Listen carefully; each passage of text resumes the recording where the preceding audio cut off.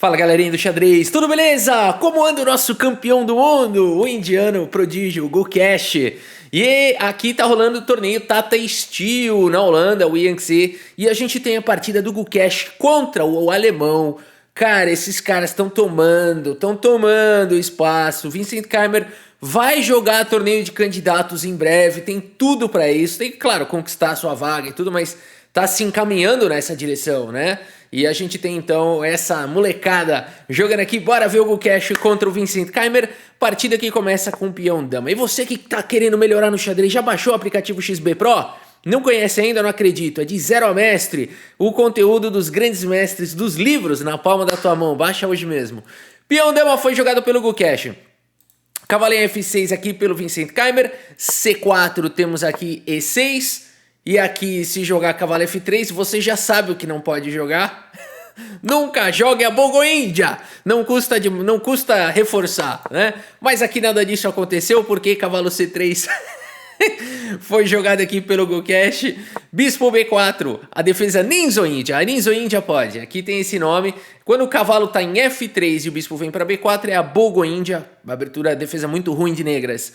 Segundo os computadores, não tem nem como empatar isso daí de negras. Entre seres humanos dá pra jogar. Mas aqui a Ninzo Índia é super bem jogada também pelos computadores com chances iguais. E3 foi jogado, Roque coloca o rei em segurança, bispo D2 protege o cavalo. E aqui D5 diretamente luta pelo centro, a variante normal. Olha aí o nome. Cavalinho F3 foi jogado, cavalo de bem em D7, dama vem para C2, reforçar aqui as casas centrais. C6 já ameniza uma possível pressão na coluna C. Temos o lance bispo em E2, o rei quer ficar em segurança. B6 foi jogado, o rei se esconde. E aqui A5 foi jogado. Temos A3 questionando o bispo. E o bispo da Ninzo Índia, meus amigos, na maioria das vezes ele não vem para B4 para blefar. Ele não vem fazer brincadeirinha. Ele vem para capturar o cavalo mesmo, tá bom? Na Ninzo Índia dificilmente as pretas estão preocupadas com o par de bispos. Portanto, o bispo por C3 foi jogado, o bispo toma e o cavalo centraliza na casa de E4. Um bom lance para o cavalo, uma boa casa para o cavalo. Bispo em E1, o Gukesh mantém aqui a rapadura, segura o par de bispos. E aqui bispo em A6 foi jogado pelo Vincent Keimer, colocando pressão no peão de C4. Bispo D3 segue o desenvolvimento com pressão em H7.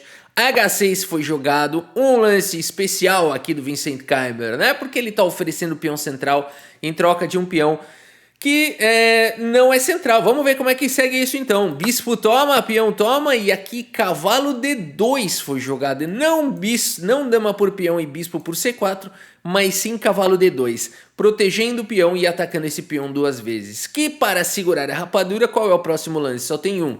Né? É esse mesmo, é o lance F5. Agora o computador aceita tanto qualquer coisa que se você jogar C5 aqui, o computador fala que tá bom também. É difícil jogar dessa maneira para seres humanos, né? Entregar aqui esse peão e tal.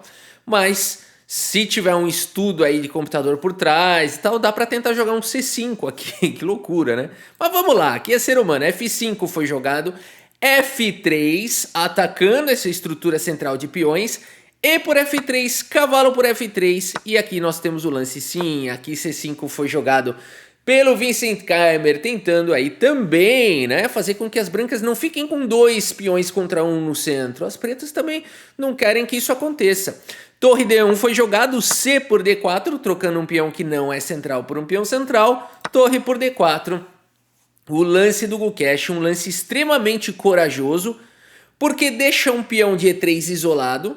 Sim, se tivesse capturado aqui de peão, né, ou de cavalo ia manter isolado também. Qual que é o problema de tomar de peão aqui? Vamos tentar enxergar aqui rapidamente o problema imediato. Claro, a pressão na coluna C vai existir, mas aqui, esse aqui é o ponto todo, né? As pretas chegando, esses peões são chamados peões colgantes e eles perdem a base aqui da proteção. Isso é complicado, apesar desse peão ser fraco, as pretas meio que ganham a iniciativa aqui, né? Por isso o lance jogado foi torre por. Aqui é importante, você faz uma concessão. Você deixa essa maioriazinha aqui local de 2 contra 1, mas consegue uma boa atividade, principalmente aqui na coluna D, porque aqui dá para montar canhão. Vai ser montado um canhão. Dama em E8, dá liberdade para o cavalo poder jogar. Bispo G3 ganha atividade para o bispo e mais do que isso, libera a atividade da torre. E5 ataca a torre, esse peão tá protegido por uma galerinha aí. Existe uma provocação para você jogar um torre por cavalo aqui, né, e tentar capturar o peão central, mas isso de fato não traz tantas vantagens nesse tipo de posição, onde as brancas têm fraqueza sim, tem peso na coluna C, então por isso esse tipo de sacrifício posicional de longo prazo não vai dar boa. Por isso torre D6 foi jogada aqui pelo Gukesh, mantendo a qualidade, o equilíbrio material. Torre C8, a pressão existe. Torre de F em D1, aqui que está a genialidade do Gukesh. O Gukesh, entendendo que ficar defendendo com B3 e levar A4 aqui ia ser problemático, B3 aqui levam A4 direto e agora as pretas ganham totalmente a iniciativa. Olha a importância dessa configuração aqui do Gukesh, o entendimento do cara de jogar a torre de F em D1, né? Simplesmente espetacular.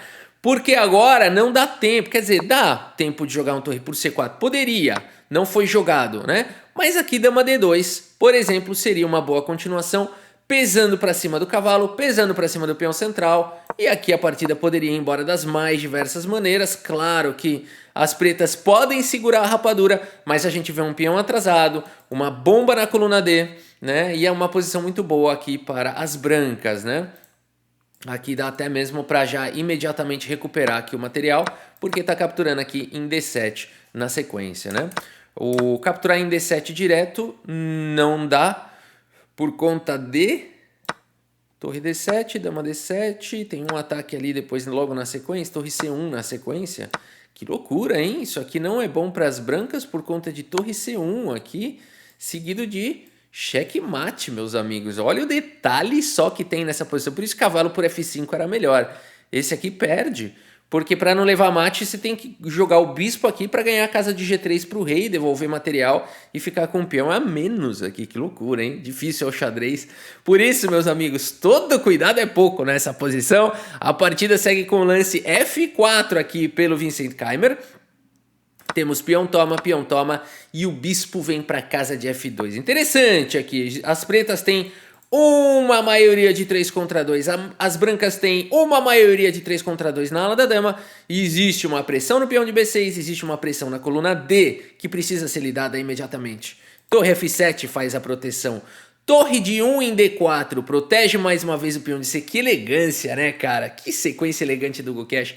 Mais uma vez aqui, ó, tem que tirar o chapéu, né? Porque torre por C4 a gente poderia pensar, mais uma vez, tá vindo aquela ideia de dama D3 com pressão pra cima do cavalo, né? E aqui você tem que tirar o cavalo e agora sim B3 tá vindo, a torre tá cravada, quer dizer, sensacional aqui a sequência que o Gukesh tá preparando aqui, né? Altíssimo nível, galera. Altíssimo nível. Isso aqui é o melhor que o xadrez tem para oferecer. Claro, não é bem o melhor. O melhor a gente sabe que é o Magnus Carlsen, né? Mas aqui é quase o melhor. Aqui torre F7 foi jogado.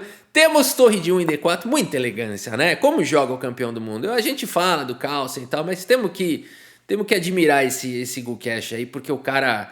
Não tem como não admirá-lo, né? O cara realmente é um jogador espetacular. Eu sei que tem muita gente se mordendo de inveja, né? Os caras que terem a vida inteira jogar, mas tem uma questão de timing, não só no xadrez, em tudo, né? Você fala assim, puxa, o Caruana, o Nepo, o MVL, o Aronian, esses caras não têm uma carreira assim mais bem sucedida que a do Gukesh?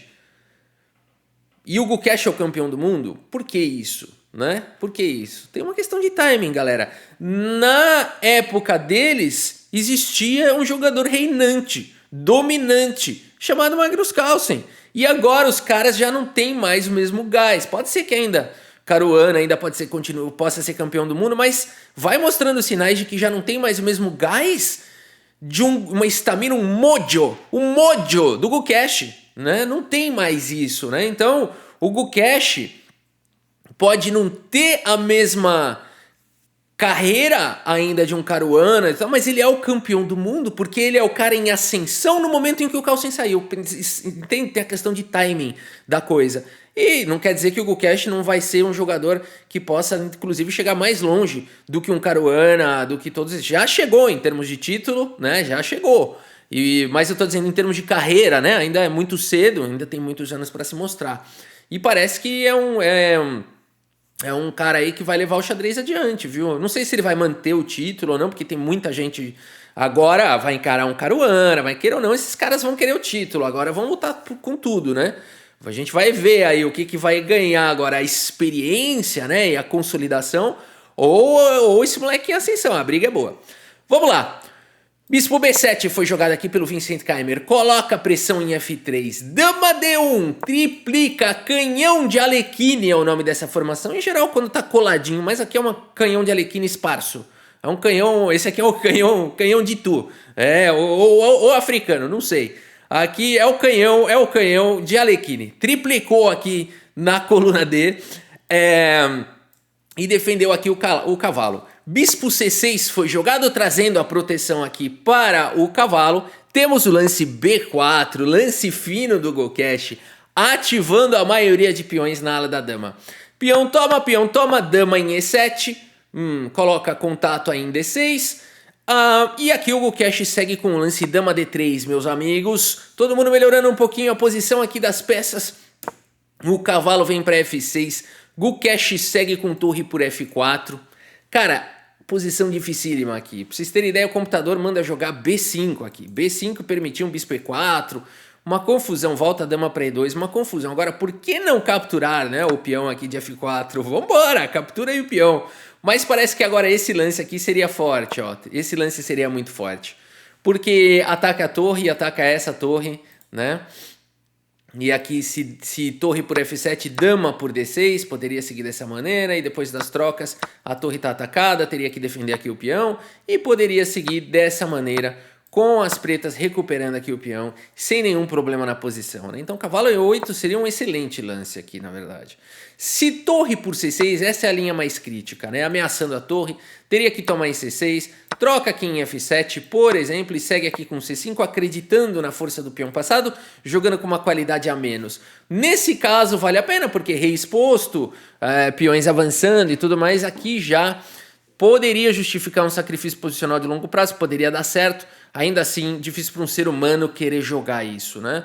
Por isso, cavalo E8 seria um excelente lance. Mas bispo E4 foi jogado aqui pelo Keimer. O tempo tá caindo, né? Esse é que é o fator chave aqui agora. O Keimer tá com pouco tempo no relógio.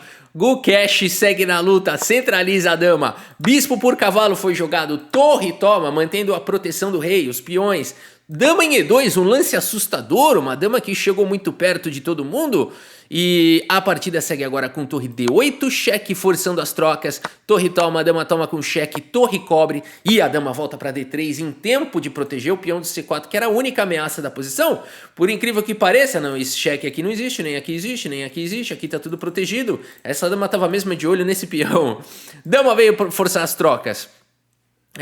Forçar é um termo forte, mas aqui dava para evitar as trocas, ainda assim perigoso para as pretas. Por isso, dama toma, torre toma e aqui torre C8. Bora jogar esse final. Boa decisão do Keimer.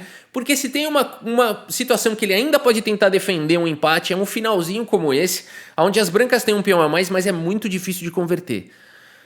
Vamos ver como é que segue aqui, né? Aqui você não quer capturar esse peão e deixar esse peão sozinho. A força dos peões juntos é que pode fazer toda a diferença. Por isso, torre D4 foi jogado, por mais que bloqueie aqui o peão, tá mantendo a defesa. Rei F7, rei F1, os reis vêm pro jogo. Torre A8 ganha mobilidade. Rei E2 jogado pelo Gukesh. Prestem atenção na qualidade desse final. Bispo protege o peão. Rei vem pro jogo e agora o bispo ganha um pouco mais de atividade. H5 foi jogado, o rei vai centralizando. Cavalo G4 ataca o peão de H2. Rei C3, vai lá que é seu. Aqui está incentivando o lance cavalo por H2 que não foi jogado, que poderia ser seguido das mais diversas maneiras. Uma possibilidade é o lance bispo F4, né? Onde ganha um tempo aqui sobre o cavalo, torre E4, também tem outras linhas, rei B3, o computador dá vários lances. Mas esse lance é bem natural, né? atacando aqui. Agora, não dá pra jogar mais... Esses finais são confusos, né? Não dá tempo de jogar isso porque o rei vem pra cima do bispo, né? Então, aí teria que jogar um bispo C1, segurando em A3, tentando controlar o cavalo. Esse peão tá atacado. Mas seria uma possibilidade. Ainda que as pretas pudessem tentar um contra-jogo aqui, seria melhor para as brancas, porque os peões passados estão mais avançados, né? Mas seria uma boa tentativa aqui também, o cavalo por H2. O Keimer prefere não jogar isso. Joga o cavalo em F6, rei B3 encosta na torre, a torre vai para casa de A1, bispo ataca a torre dá cheque. O rei vai para casa de C2 e não para casa de A4. Dá para ir para A4 também, mas não sei se ficou com receio do rei ficar ali com temas de mate. Preferiu jogar rei C2 aqui o Gukesh. Torre passa para F1, torre D2. Olha a paciência do menino Gukesh, né? Ele vai se defendendo aqui da maneira que precisa. Cavalo em 8, agora sim o rei avança. G6 foi jogado, bispo centraliza, ataca o peão. Torre mais uma vez aqui dá cheque, agora sim o rei vai para casa de A4. E aqui... não é possível jogar o lance rei B5. Você gostaria muito de jogar esse lance, mas aqui empatou, por conta de cavalo D6, né? Então a vantagem toda vai embora. Por isso você poderia tentar repetir a posição, mas o Gukesh decide ir pra luta, meus amigos. Ele troca mesmo o peão, ele fala, cara, com o rei cortado eu vou tentar jogar esse final. Vamos ver então. Rei B5, torre atacada sai, bispo C5 faz o guarda-chuva da casa de C6 aqui, o peão quer disparar. Cavalo vem para F6, torre D6 com cheque. Rei vem para casa de F5. E aqui rei C6, meus amigos, dando suporte para o peão. É tentador jogar um torre por F6 aqui, depois jogar um rei C6, mas por conta desse contra-jogo aqui das pretas, isso pode ser perigoso, né? Não há necessidade de jogar dessa maneira, bastante arriscada. Claro que as brancas vão conseguir aqui alguma coisa, né? Estão ameaçando a promoção, mas por incrível que pareça, esse final aqui é um final equilibrado, um final empatado, né? Porque as pretas vão conseguir trocar o peão que falta e aí vai empatar. Por isso, rei C6 tem que ter paciência. Nessas horas é muito fácil você perder a paciência. Cavalo G4 foi jogado, peão atacado. Mais uma vez, o Gukesh não salva o peão de H2. Ele fala, você não vai com a minha cara? É o peão Kiko, né? Esse aqui é o peão Kiko. Ele fala, você não vai com a minha cara? Toda hora você deixa ele tomar. Mas o Vincent Keimer é um jogador de clemente. Ele joga aqui o lance rei E6 e não captura o peão de H2. Rafa, já vi tudo. Cavalo por H2 leva G4, cheque descoberto e ganha o cavalo. Não, esse aí é muito ruim, porque aqui cavalo pro G4, né? Não tem esse G4 aí, porque ele não vai tomar nem de rei nem de peão, ele vai tomar de cavalo, tá? Qual que é o problema de cavalo por H2, então? Cara, o cavalo tá longe demais, o rei tá longe demais, o rei tá cortado e o peão vai disparar. Simples assim, tá? Por exemplo, torre B1, B6, quando o cavalo tenta voltar, perdeu alguns tempos, B7 dispara, dou cheque aqui com o dedo na cara. Não tem mais o que fazer, o peão vai promover e as brancas vão ganhar. Por isso, rei E6, o rei tem que voltar para ajudar.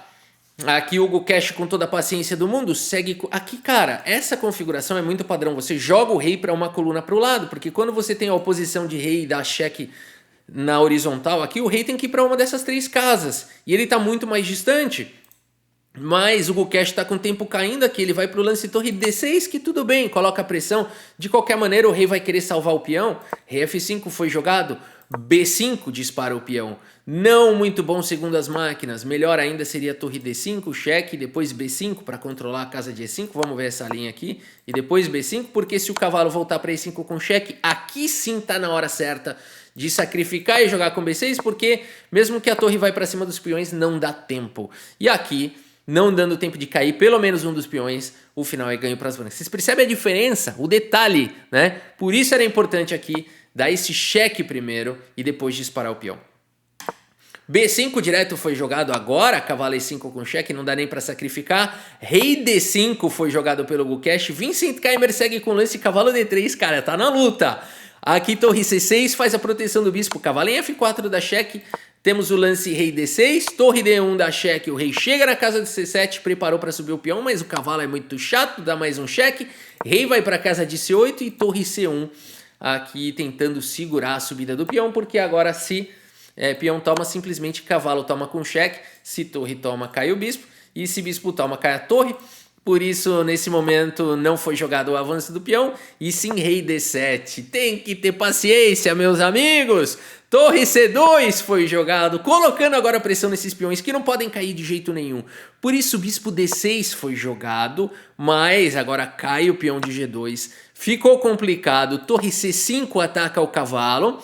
Temos o lance rei E4 salvando o cavalo, mas agora rei E6 mais uma vez atacando o cavalo. A casa de promoção está garantida pelo bispo, mas tem um longo caminho até lá. Torre D2 protege aqui o cavalo e aqui H4, o único lance da posição. Controlando essa maioriazinha aqui de 2 contra 1, é um famoso peão para 2. Cavalo B6 foi jogado, torre C6 ataca o cavalo. Os computadores dizem que aqui torre D4 seria mais resiliente. Ainda assim, brancas estão melhores, né? Porque o peão passado está disparando. Cavalo B6 bloqueia, mas agora a torre C6 ataca, o cavalo volta para D5, mas aqui simplesmente B6 foi jogado pelo Gukesh. E agora não adianta jogar um lance do tipo torre B2 para tentar parar o peão por conta de torre C4, o problema é que o contato do rei aqui com o cavalo, né, e agora esse cheque aqui jogaria o rei para longe. E por mais que caia esse peão, esse final acaba sendo um final vencedor aqui para as brancas, né? Porque tem uma peça a mais, né? E nesse caso não é fácil. O ponto todo é que o rei está distante aqui e não é fácil de trocar aqui o peão. E se você quiser sacrificar um peão, não dá tempo. As brancas promovem e o bispo está controlando o outro. Então já é uma outra situação, né? Que mesmo trocando as torres, o final aqui é ganho para as brancas porque as pretas não conseguem trocar o peão, né? Então, é muito sutil, né, finais. Por isso o cavalo por B6 foi jogado aqui pelo Keimer.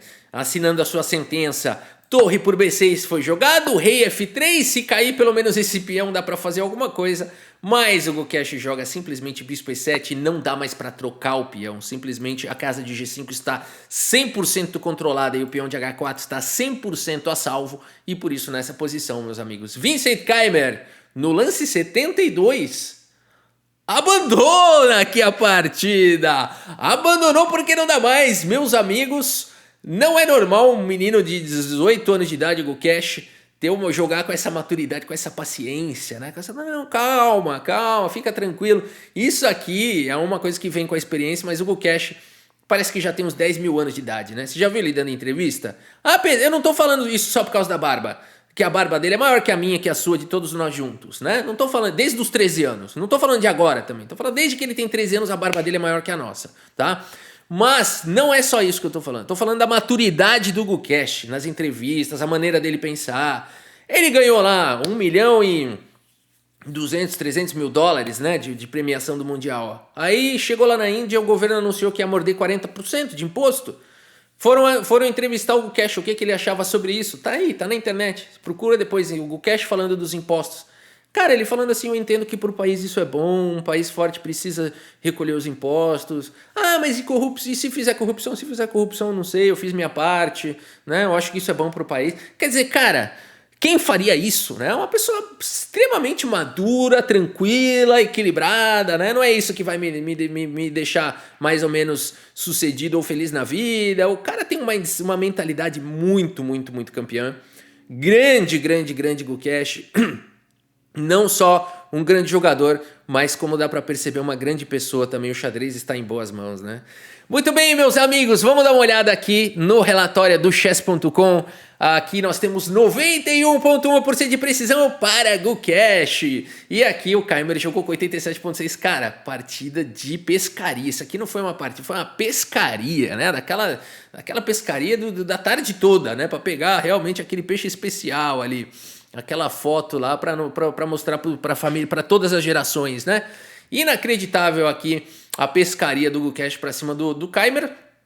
E vamos ver como é que ele tá no torneio. No Tata Steel aqui, está lutando pela liderança, Gukesh com 3,5 pontos. Logo atrás aqui dos líderes Praggnanandhaa e Abdusattorov. Tá jogando inclusive aqui o Gukesh.